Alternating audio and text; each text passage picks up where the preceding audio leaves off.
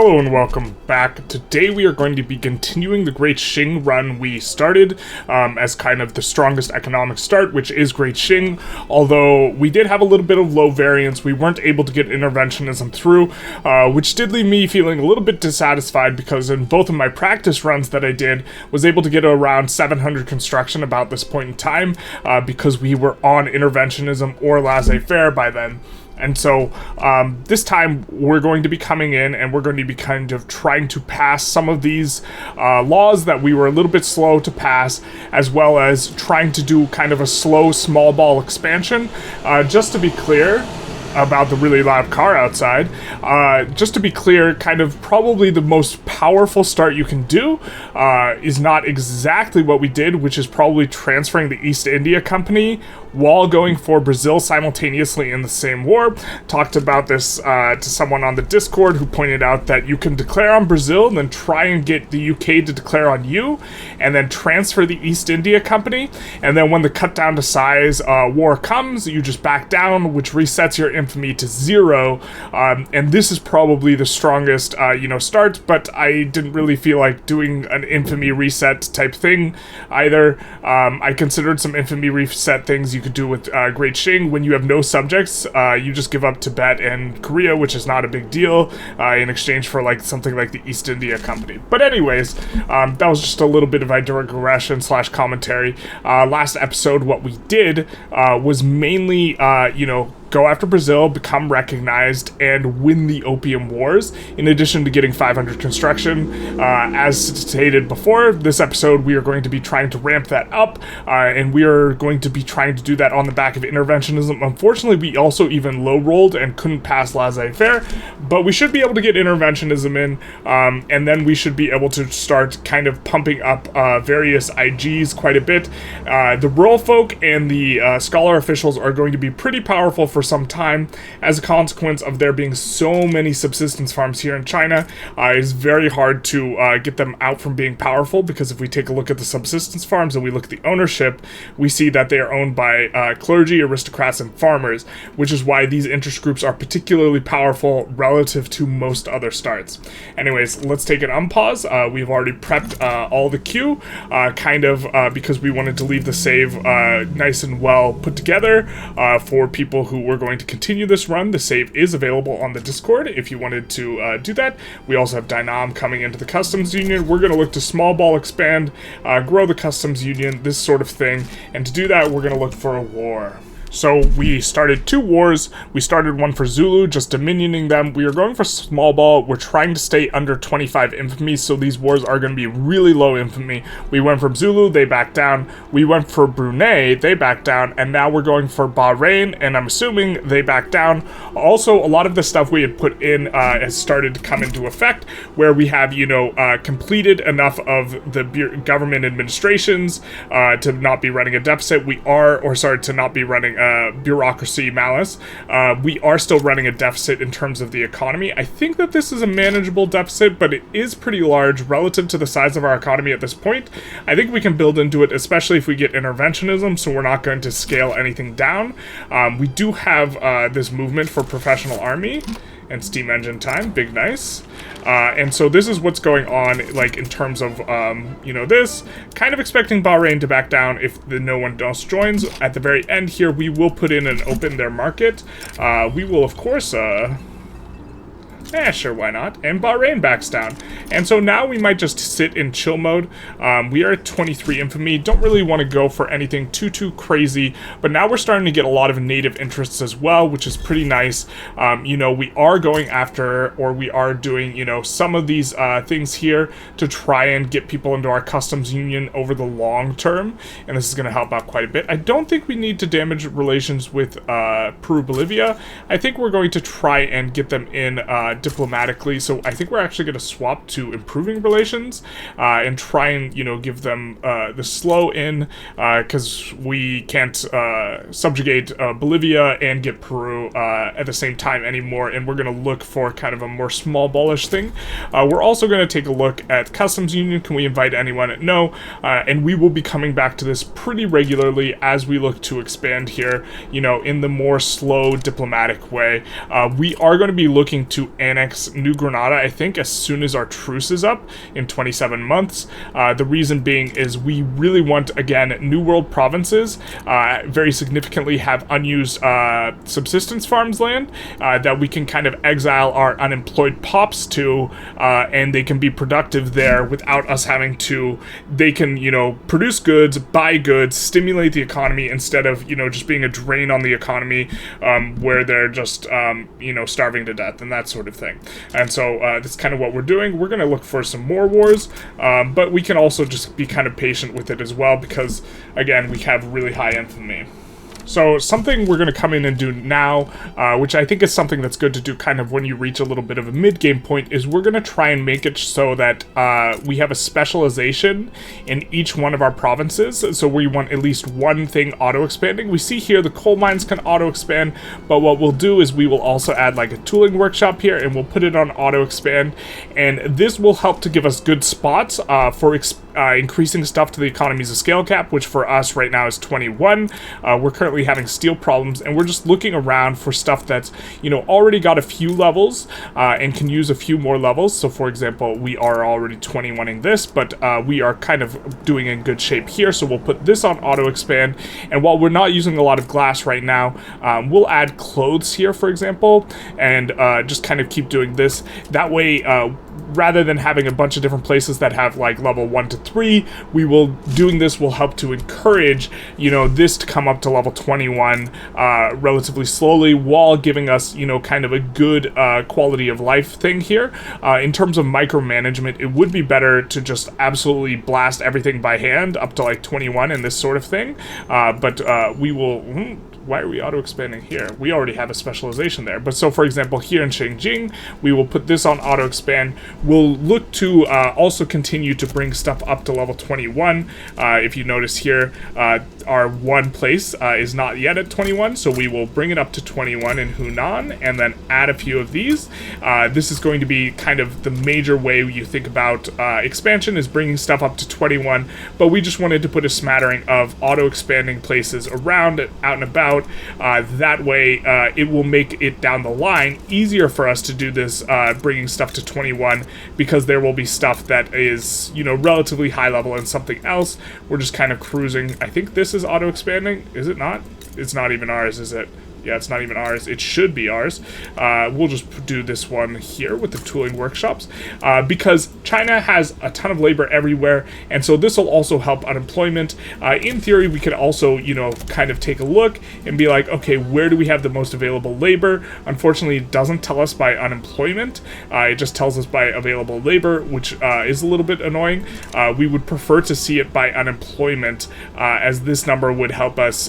We don't really care. Like, we would rather give jobs to people who are unemployed than people who are peasants. I'm sure we can look by hand. It's often probably for China specifically going to be in the southern China region, because they are going to be auto-producing either silk or dyes a little bit more aggressively, or sorry, silk or opium a little bit more aggressively, and so this will help out. We're also going to be turning on these PMs relatively soon. They're not profitable now, but they will be profitable eventually. Now you see that fires laborers though, and so if we take a look, there's significant unemployment, but if unemployment were significant, then it can be the case that firing those laborers there is maybe not most optimal. We just rolled laissez-faire. That passed surprisingly quickly, given it was a 6% start, so we have gotten lucky in that regard. We are finishing up a war with Sulu, which should be over, like, now.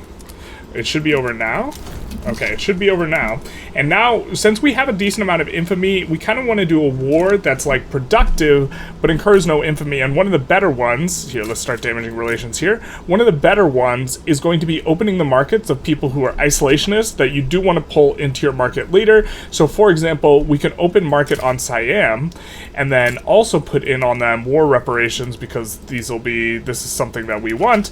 We're going to make that primary, and we could also ban slavery to make them more likely to back down, this sort of thing. Now, someone might join against us. This might be a little bit of a war, but I think we could even fight UK. I don't think it's too much of a problem. And now you see a look here.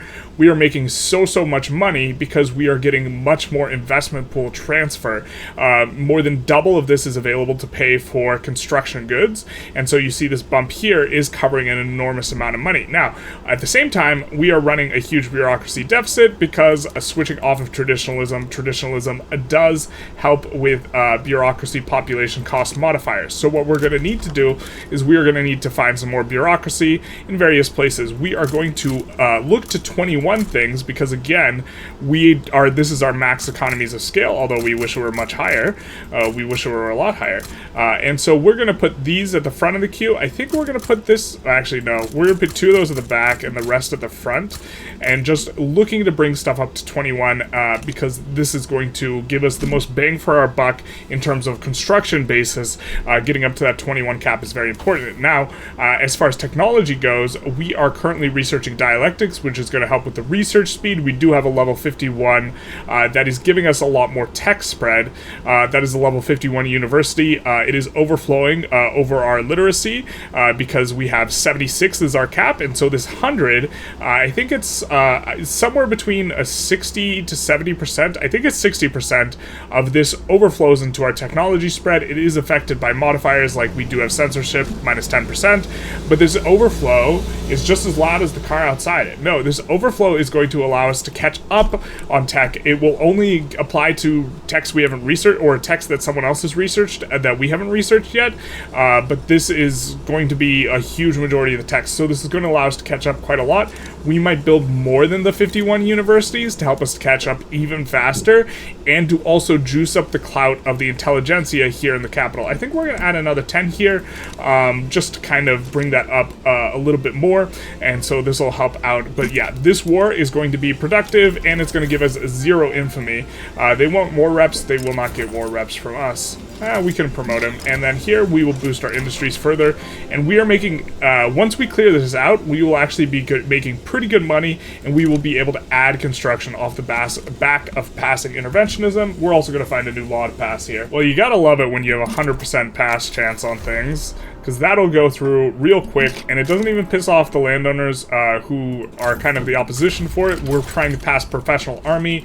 Not only will this make our army better, but it will also, help to allow us to kneecap the landowners even more.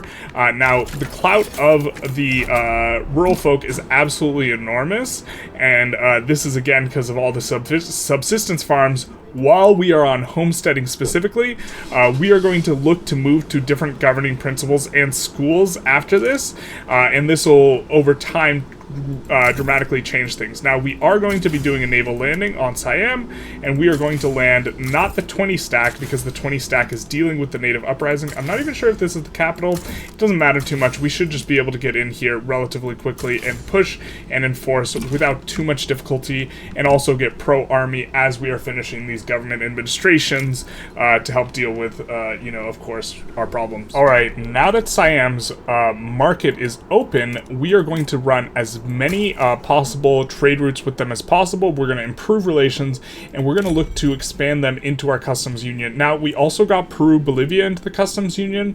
I'm not sure if I ported that one out, and the reason we're damaging relations with Japan is so that we can eventually open their market as well. So what we're going to do is we're going to take a look at their market. We're going to look at what's expensive. It's all the luxury goods and tools and furniture and clothes. And so what we're going to do is we're going to export to them furniture, clothes, all luxury goods. And even if these aren't profitable, it's not the end of the world, because what we are trying to do is we're trying to increase trade volume, which is going to make them change their attitude towards us, making it a better attitude, which makes it easier to pull them into the customs union, makes it more likely that they're going to improve relations with us, and this sort of thing. And we see we have cheap sugar, cheap silk, cheap dyes, but we won't be able to import that. Cheap this, like kind of all this stuff. And so we're going to look to import all of these things from them, and again, to increase trade trade volume, and of course our industries and such will love this because these will make everything a little bit more profitable, and so this will help out a little bit. Looks like this is kind of borderline. We're just going to import it anyways, looking to increase trade volume. Oop, we forgot to export tools to them because they need the tools. We'll also export to the British and the French while we're at it, and the Spanish and the Dutch, because that all look good. Let's actually take a look at kind of, you know, we want to export those luxuries. All right, looks like we can export these to the Russian. These ones will be okay. And then let's take a look at clothes. Clothes isn't too good. Okay. And so we will also import, you know, fruit from them. Ooh, fruit we can import from a lot of people. So let's do that as well. You know, just getting in a bunch of trade routes. Relative to the size of our economy, the trade routes cause basically no bureaucracy. And we are set to kind of prefer importing. Let's see. I think that, yep, we can import this profitably as well. I think we did sugar. I think we looked at tea. Did we look at tea? Tea is profitable. They probably don't produce any wine. They probably don't produce any coffee. How did they produce coffee? Okay, well, that's fair enough. And we can import dyes from them, it looks like. This should make their dye place employ up. If they're only producing 3 dyes, that means they have a dye place someplace that is just not fully employed because there's no demand. And by importing, we have created a demand for dyes. Where's the dyes coming from, though? Might be here. Yeah, this is the culprit of why they have exactly 3 dyes, and so we will see this start to employ up at least a little bit as we are importing from them, because this creates buy orders in their market, and so it will allow that to be profitable. And all in all, this, look, they've already changed from being antagonistic to being cautious just off the back of all these trade routes. Also, the interventionism and are getting our bureaucracy down and starting to kick in. We do have at the back of the queue some additional construction centers. So we'll get to those eventually, because we kind of wanted to click the shift and other button, control and shift. We are working on bringing up a little bit more of government administrations, considering we're going to need them. I think that, oh yeah, this is more than enough, but we also want to increase our colonization level so we can colonize a bit faster, and so this will help out. Also, just a brief interlude, it might have been a bit of a mistake to go for exploitation over resettlement with China specifically, because the migration and attraction in unincorporated states actually might be really useful for eliminating this unemployment level, which is continuing to rise.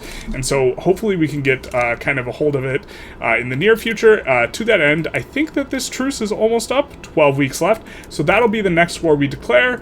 We do have kind of a decent amount of infamy buffer stored up so that we can do it nice, and also we will be able to build the Panama Canal at some point, so this is all going to come up pretty nice.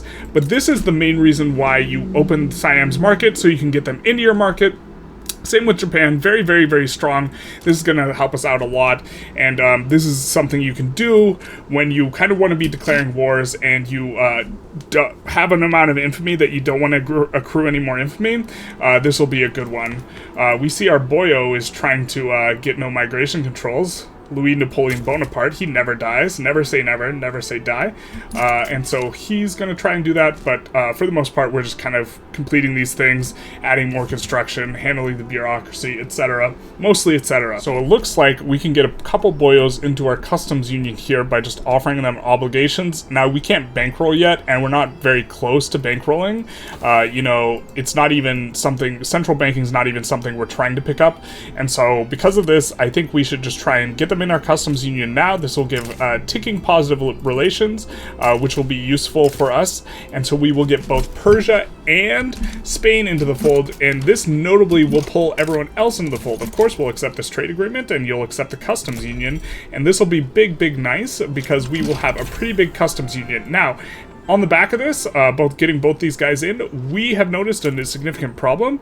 Now, part of this, we're barely doing any from trade routes, so we very quickly need to try and get these ports up to higher levels. So we are going to just come in and kind of blast the ports in a bunch of spots, because I was not anticipating it being that expensive on the convoys. And we will also double check, and I'm pretty sure that this is the case, that we are currently, you know, running, yeah, we are running those everywhere. everywhere. We will also just kind of take a look and just make sure to put a little bit of an extra smattering where we have low infrastructure anyways. And so the next thing is going to be the ports. We also added about 150 construction, and we are in the process of annexing New Granada here, which will give all of our Chinese pops a good place that they can like exodus to, a nice exodus target. We're also going to be enforcing on these boyos. We didn't put any war goals on them, but that's fine, and we should be able to rip through these guys relatively quickly. Hopefully we resolve this issue a little bit fast, but I think it's worth locking them in. They're having some growing pains after becoming isolationist, but it looks like the local government is winning. They are still cautious towards us, I believe, and we are making money despite adding a bunch of additional construction. Let's see. Are they cautious towards us? Yeah, they are cautious towards us. They're on defending the borders. They're conservative. They're probably not going to be very easy to protectorate, but this is something down the road we are interested in. Nearly full occupation here, so we're expecting to get them to capitulate pretty soon. And I think we are finishing the first wave of docks here. Are we? As we finish those, that should resolve a lot of the problems, and the market should look considerably better. But yeah, so now we are... Oh, we were also spending a ton on having those guys overseas, so this should resolve the market access for our subjects. That is the ones in the Qing market, which now includes Persia and Spain. And so the market is coming along quite nicely. This is going to allow us to further specialize in industrial goods. We'll solve some of this infrastructure, and then what we will be doing is we will be coming in and we will be looking for industries that are close to 50 or that are close to 21. So for example, Ningxia, and we will be boosting them up to 21 because this is our current max throughput bonus, and we're not too terribly close to the next one.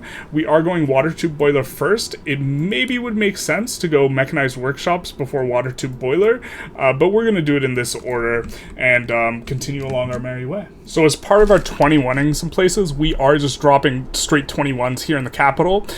Big reason for this is that we are encouraging manufacturing here, and we have road maintenance here so that not only will they build more cheaply, but also they will be having a throughput of, 50%, 10% from the temp bonus, 20% from encouraging manufacturing, and 20% from the economies of scale. So this will be a big deal. Also notably, in general, building steel mills and motor industries in your capital is a good idea because proportionally speaking, they tend to employ more machinists and engineers with their production methods, and this is good in particular for bringing up the marginalized boyos, the trade unionists, who are more likely to belong to those groups, and so this will help out on that front, because there's 50% additional clout achieved in the capital. We will also look to pass schools by reforming the government, and we will see whether the industrialists and these guys, or the literati and those guys, is more legitimate. My guess is the industrialists will be.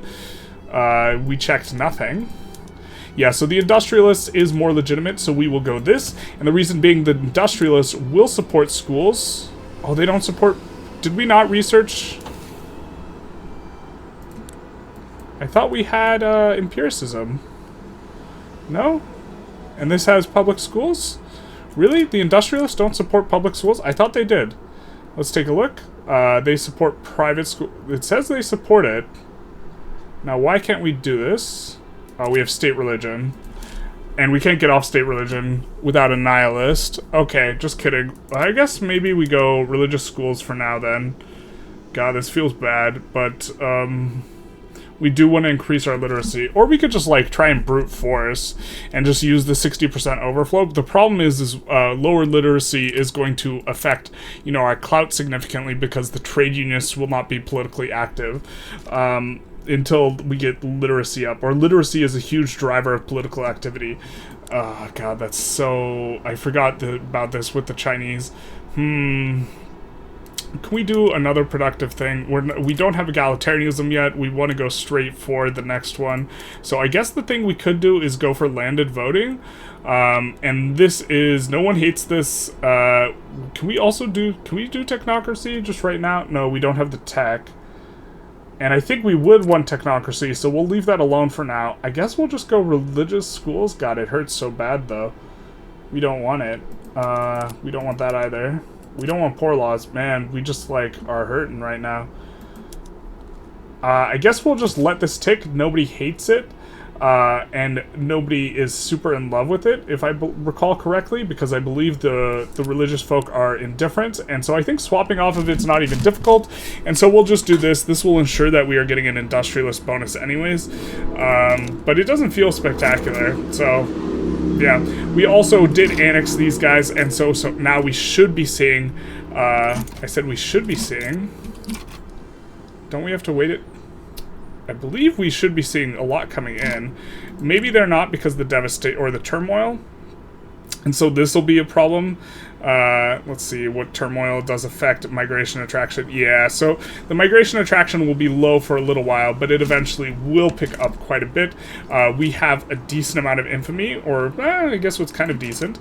And so we'll just look to, you know, kind of continue along. Maybe we go after Gaza? Probably not. Let's go after Nejd, I guess. This is kind of one that's okay. It doesn't cost a lot of infamy, and eventually there's a ton of oil there, which is nice. But yeah, we also have Number of the Beast construction for a very short period of time, because I think we have more in the queue, and so we will be continuing on our merry way. I wish we could get more migration here. We also will, before we get some sort of revolution or separatist movement brewing, we will delete all of their barracks, which of course they hate losing their jobs, but you know, it'd be like that sometimes, and the reason we're doing this is because we don't want to have anything coming out of this HQ anyways. We'll also delete their naval base, and I think we'll add a couple naval bases of our own in the South China region, which is where we have them, just so we can declare more interests and so we can do more trade routes, kind of more than anything else. We have a really big economy and we benefit a lot from these trade routes, and so this will help out quite a lot. We can also do... After we do this, we could go for free trade, so maybe that was the thing to do. Notice our nat spread is giving us about 50, and that's just a little bit less than our actives kind of research, and so this nat spread is going to help us out a ton. You know what, I think we're actually going to add a little bit more as a result of this being so good. Alright, we do have some more unis coming up. This will help bring up the nat spread even more. We do have some isolated state regions. Manchuria, we'll just kind of deal with that like that. And then Siam wants a trade agreement with us. So they've gone from being hostile to having a large enough, you know, kind of thing. They would accept joining in, but they can't. We have to be at least cordial. But with the trade agreement and improving relations, relations will come up really, really fast. This is also going to help us out quite a bit. Look at that, minus 500 off of bureaucracy. That's how many trade routes we're running, and it increases competitiveness, so this will make everything more profitable. Let's back the trade unionists, I guess. I think, actually, let's take a look now, because we actually would like free trade. Let's see how... Okay, so this makes the rural folk a little upset. We will lose their level 1 bonus, which is currently giving us agriculture and logging throughput. We do have quite a bit of logging already built out, if I recall correctly. But we would also like this law, and we are going to be... We're quite a ways away from egalitarianism. Maybe we should be researching egalitarianism now, actually. Let's just take a little zoom out. Yeah, I think I like going for egalitarianism now or directly after water tube boiler, because we're already researching water tube boiler. And just hope to luck sack this, and then after this, we will then go for mechanized workshops. We're just hoping Deluxe acts, you know, kind of some natural spread being a little bit beneficial or a little bit kind of oriented towards where we're going. I mean, things are going pretty great. Let's also see, we are floating a bit of extra influence, so let's see if we can invite anyone to the customs union. We see we can get Argentina in for the price, the low price of an obligation, so we will do that. And we will get them into the customs union, and then we will try and probably improve relations with someone, maybe Ecuador, or maybe we just float this so it's easier to pull people in. Maybe we improve with Ottomans. They would be nice to get in the customs union. I think they're too big. Yeah, they are too big, so maybe we just leave it alone, and we just float this for a little while we try and figure something out. We want more imports, sure. And so hopefully this will roll out pretty well here. So I kind of hate that there are events this powerful in the game. Fiction should remain entertainment for a novel solution, yields us 5% authority permanently, and also gives us some enactment chance. So obviously we're going to choose the very permanent authority, because obviously.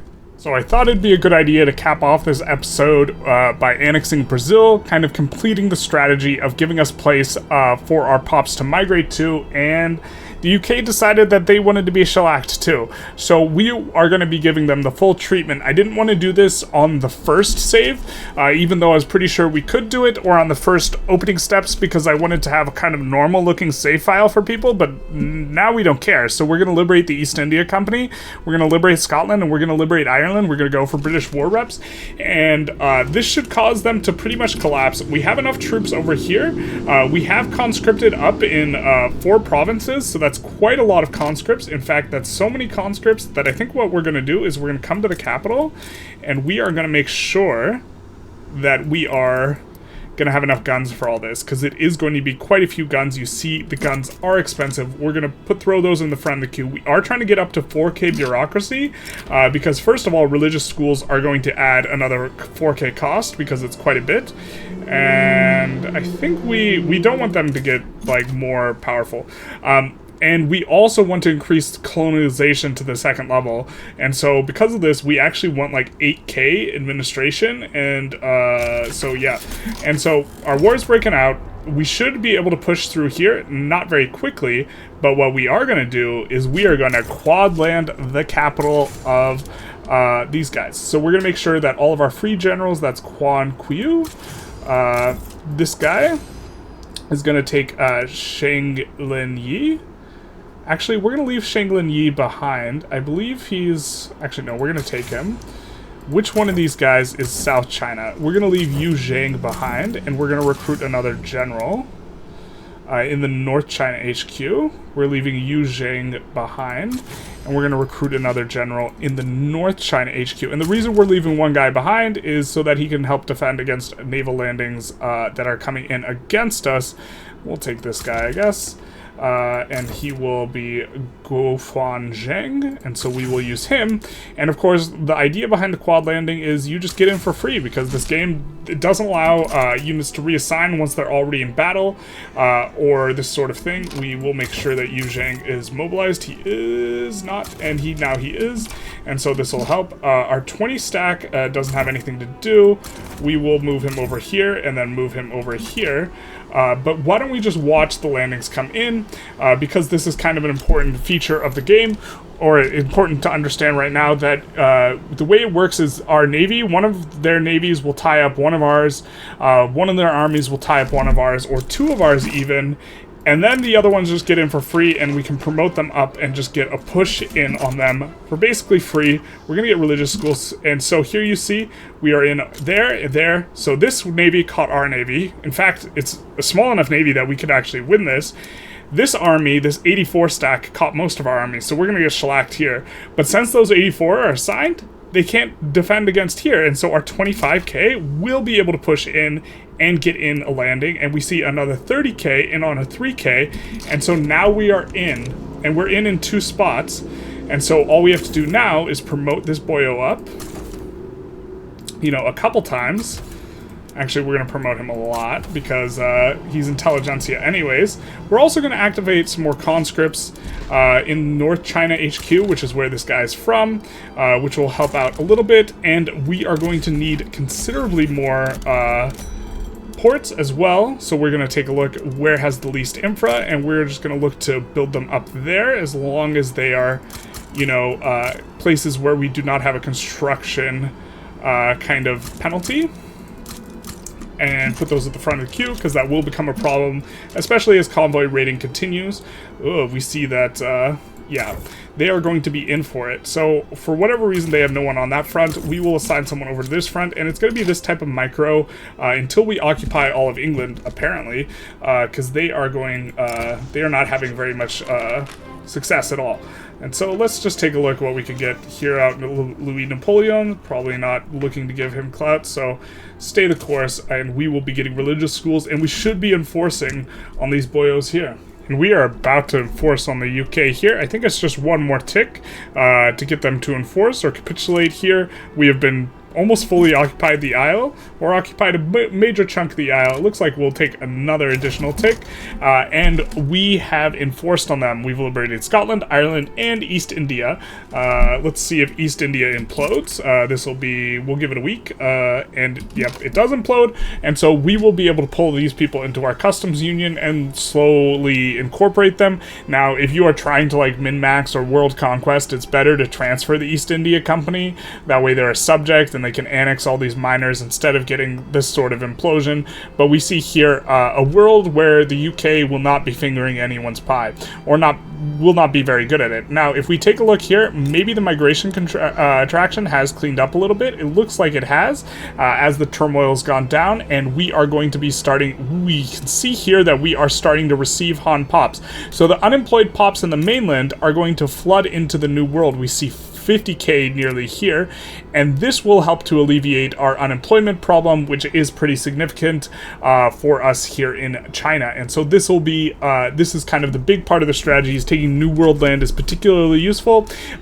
This episode we expanded the customs union quite a bit. We also got Mexico in there, we got Peru, Bolivia, we got Persia, we got Spain, and so the customs union is quite large now, which is coming along quite long. We of course just kneecapped Great Britain, as well as annexed Brazil, and we passed interventionism and got up to 837 construction. Now we are running a little bit of a deficit. This isn't too big a deal. We're looking to increase the bureaucracy even more, and we should be having a pretty big come up when we get egalitarianism, because by now I think that proportional taxation won't yield us more money.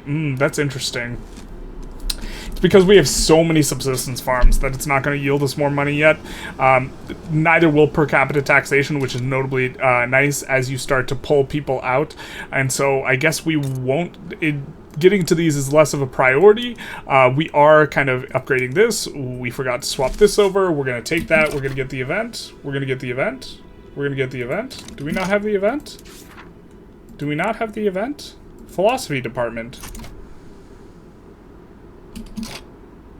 Oh, we have to delete some universities in order to do this. Kind of trying to wind up the episode though, but we just need to do this, and then now we get philosophy department. Yep, we do.